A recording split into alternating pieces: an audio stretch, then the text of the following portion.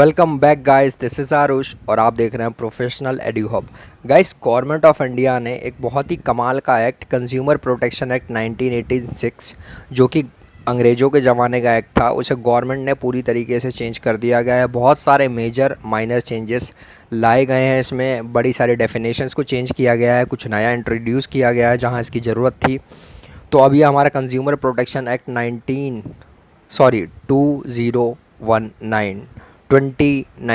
2019 बन चुका है।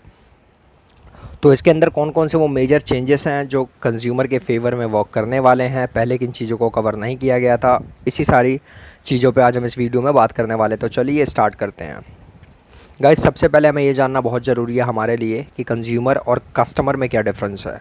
आई होप कि कस्टमर आप लोग समझते हैं कि कस्टमर का मतलब होता है कि कोई भी पर्सन जो किसी प्रोडक्ट या सर्विसेज को अवेल करता है, बाय करता है, ख़रीदता है, राइट? बिल्कुल ठीक। कंज्यूमर का क्या मतलब होता है? गाइस, कंज्यूमर का मतलब होता है कि कोई भी पर्सन जो किसी भी प्रोडक्ट या सर्विस का एंड यूज़र होता है। अब ये एंड यूज़र क्या होता है? एंड यूज़र का मतलब होता है जो उसका उपभोग करे, उसको यूज़ करे, उसको यूटिलाइज़ करे, राइट?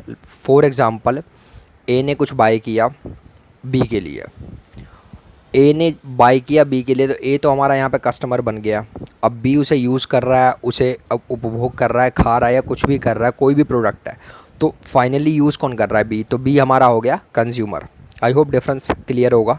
तो गाइस, अब हम बात करते हैं कि सबसे मेजर चेंज जो पेक्यूनरी जुरिसडिक्शन है कमीशंस का, उनमें क्या चेंज किया गया है। तो पहले मैं आपको बता दूं, इंडिया के अंदर अगर हम कंज्यूमर केसेस की बात करें तो 3 तरह के हमारे कमीशंस बना रखे हैं। पहला डिस्ट्रिक्ट कमीशन, दूसरा स्टेट कमीशन, तीसरा हमारा नेशनल कमीशन। पहले इन कमीशंस में केसेस फाइल करने की लिमिट हुआ करती थी। फॉर एग्जांपल, डिस्ट्रिक्ट कमीशन में अगर 20 लाख तक का मैटर है तो आप डिस्ट्रिक्ट कमीशन में जा सकते हैं। स्टेट कमीशन में अगर 20 lakh plus up to 1 crore का मैटर है, स्टेट कमीशन में जा सकते हैं। इसी तरीके से अगर 1 करोड़ से ज़्यादा का मैटर है तो आप नेशनल कमीशन में जा सकते हैं। लेकिन अब ये लिमिट्स पूरी तरीके से बदली जा चुकी हैं। अब डिस्ट्रिक्ट कमीशन में जाने का जो लिमिट है वो अप टू 1 करोड़ कर दिया गया है। इसी तरीके से स्टेट कमीशन का जो लिमिट है वो 1 करोड़ से 10 करोड़ कर दिया गया है। और नेशनल कमीशन की लिमिट की अगर हम बात करें तो वो अब अबव 10 करोड़ कर दिया गया है। अब आप देख सकते हैं, पहले जो डिस्ट्रिक्ट कमीशन में केसेस फाइल होते थे उनका जो पेक्यूनरी मॉनेटरी वैल्यू थी वो कितनी छोटी थी। बड़े सारे केसेस हमारे स्टेट कमीशन में भी जाया करते थे, बर्डन क्रिएट होता था। तो अब इससे वो सब चीज़ें नहीं होंगी। अब ऑलमोस्ट बड़े सारे, मतलब आप ये बोल सकते हैं 80% 70% केसेस जो हमारे डिस्ट्रिक्ट कमीशन में ही रिजॉल्व हो जाया करेंगे।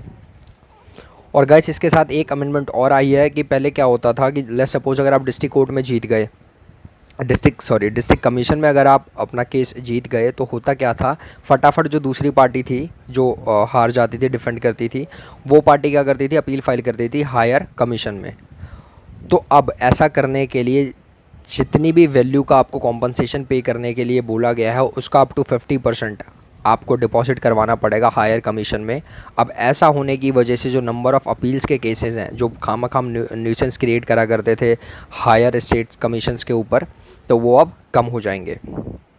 दूसरी अमेंडमेंट की बात करें तो गाइस, पहले कंज्यूमर एक्ट 1986 के अंदर हमारा ई कॉमर्स का कॉन्सेप्ट इंट्रोड्यूस नहीं था। ऑब्वियसली बनता भी है, नहीं होगा, क्योंकि जो हमारा ई कॉमर्स और ये इंटरनेट सारी जैसी चीज़ें हैं ये 1994 के बाद ऑपरेशंस में आई थी और वहाँ से ट्रेंडिंग हुई थी, तो उस टाइम तो बनता भी नहीं था होना। तो इसीलिए गवर्नमेंट ने क्या करा है, ई कॉमर्स की जो भी ट्रांजैक्शंस होंगी अब वो सारी की सारी कंज्यूमर प्रोटेक्शन एक्ट में कवर की गई हैं। ई कॉमर्स को भी अब लाइबल ठहराया जाएगा उनकी मिस हैपनिंग की वजह से, उनकी गलतियों की वजह से। और उन्हें ये भी बोला गया है कि कोई भी कंप्लेंट अगर आपके पास आती है तो उसको 30 दिनों के अंदर रिजॉल्व करना ही होगा आपको, और कुछ मैंडेटरी डिस्क्लोजर आपको बताना होगा अपनी वेबसाइट पे। For example, return policy, compulsory refund policy, compulsory grievances resolve कैसे किए जाएंगे, इन सारी बातों का ध्यान रखना होगा। उसी के बाद अगर हम तीसरी अमेंडमेंट की अगर बात करें तो जो कंज्यूमर है, कंज्यूमर के डेफिनेशंस को थोड़ा सा वाइडर किया गया है। उसके अंदर एक वर्ड इंक्लूड किया गया है, फूड। अब इससे होगा क्या, पहले जो स्विगी और ये जोमेटो और आपका ये फूड पांडा, ये सारी चीज़ें कवर नहीं थी ऑफिशियली, लेकिन अब क्या किया गया है, कंज्यूमर की डेफिनेशन को थोड़ा सा वाइडर किया गया है और फूड वाले वर्ड को जोड़ दिया गया है, जिसकी वजह से अगर कोई भी डेफिशिएंसी होती है स्विगी, फूड पांडा ऐसी जो भी ऑनलाइन फूड एजेंसीज़ और कंपनीज़ हैं, तो इनको भी अब कंज्यूमर प्रोटेक्शन एक्ट में घसीटा जा सकता है, इनके ऊपर भी अब केस फाइल किया जा सकता है। अगर हम नेक्स्ट अमेंडमेंट की बात करें तो गाइस इसमें मैन्युफैक्चरर्स की लाइबिलिटी को भी यहाँ पे डिसाइड किया गया है।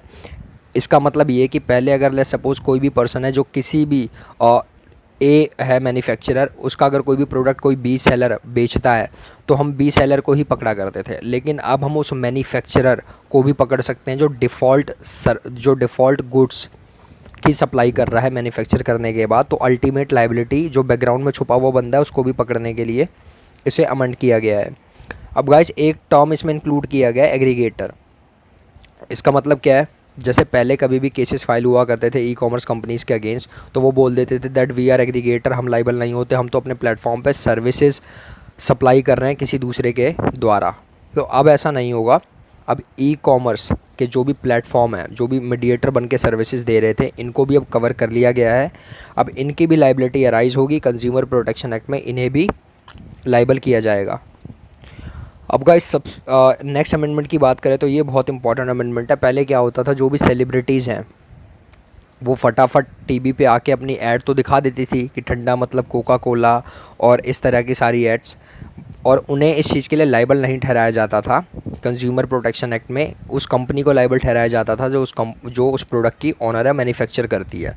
बट अब ऐसा नहीं होगा। कंज्यूमर प्रोटेक्शन एक्ट में उन सेलिब्रिटीज़ को भी लाइबल ठहराया जाएगा जो उसको एंडोर्स कर रही हैं, जो उसको रिप्रेजेंट कर रही हैं to the public at large, जिसकी वजह से पब्लिक इन्फ्लुएंस होकर उस प्रोडक्ट को आंख बंद करके ख़रीद भी लेती है।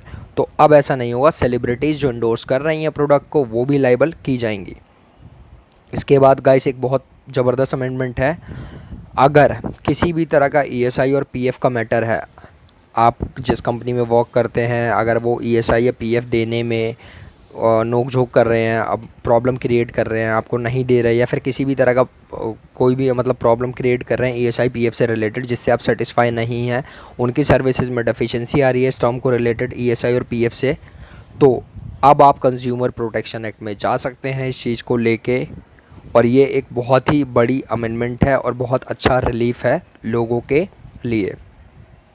तो गाइस आई होप कि आपको ये वीडियो पसंद आई होगी। इसमें हमने बहुत सारी इम्पॉर्टेंट मेजर टर्म्स के बारे में बात किया है जो कंज्यूमर प्रोटेक्शन एक्ट में डिस्कस किया गया है, जिसे अमेंड किया गया है। और कंज्यूमर प्रोटेक्शन एक्ट का जो भी बेयर एक्ट है उसका लिंक मैंने डिस्क्रिप्शन में दे रखा है। ऑफिशियली आप लोग अगर देखना चाहते हैं तो विज़िट कर सकते हैं। तो वीडियो को करते हैं यहीं पे ख़त्म। आई होप कि आपको अच्छी लगी होगी। अगर अच्छी लगी है तो चैनल को करें सब्सक्राइब, वीडियो को करें लाइक, और इसी तरह की मोर इन्फॉर्मेटिव वीडियोज़ को देखने के लिए बने रहें हमारे चैनल के साथ।